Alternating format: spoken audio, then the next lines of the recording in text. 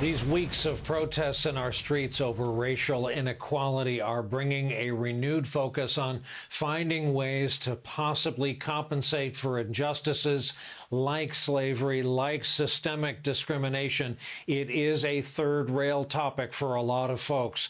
Leaders in the House of Representatives say a decades-old proposal to create a commission, at least, on reparations could finally be approved this year. NBC News correspondent Nasman reports the mood is shifting on this issue in the UK as well.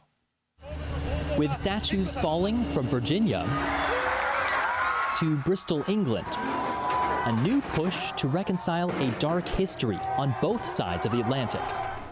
The death of George Floyd helping take the issue of reparations for slavery from the sidelines to the mainstream. In the U.S., Joe Biden saying he's open to studying the issue, and bills in the House and Senate to create a reparations committee gaining support. Barbara Lee is one of nearly 140 co-sponsors of H.R. 40, named after the unfulfilled promise of 40 acres and a mule to emancipated slaves. The political mood has changed. Now what you see is a groundswell of people in the community who really recognize the need for H.R. 40 and who are insisting that their members of Congress sign on and move this forward. Britain is also confronting its racist legacy, and here, it's corporations facing pressure. Many British companies built their wealth from slavery. Here at these docks, ships would set sail, stopping in Africa to take slaves to British plantations in the Caribbean, and then returning to London loaded with valuable sugar, and insuring those ships, one of today's insurance giants.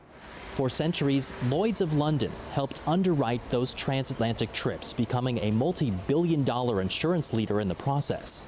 When protests spread to the UK in June, Lloyd's issued an apology for its, quote, shameful involvement in the slave trade, promising to increase minority hiring and donate to charities supporting diversity. Several other organizations with similar ties followed suit. Esther Stanford-Kosei is an expert on the international reparations movement. She says the corporate efforts fall short. Lloyd's have known for a long time about all of this. It's not like they're just suddenly waking up and getting a conscience. That's about them trying to sort of do some kind of, I don't know, corporate social responsibility. This is not reparations. In fact, there were reparations in the past, not to Britain's slaves, but to slave owners. After Britain abolished slavery in 1833, the British government paid some $3 billion in today's money to the owners themselves, in effect, buying the slaves' freedom.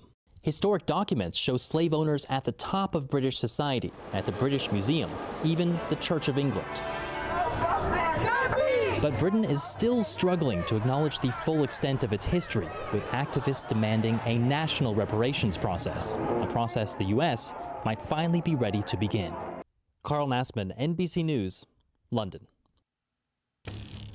Interesting thing happened today when Congress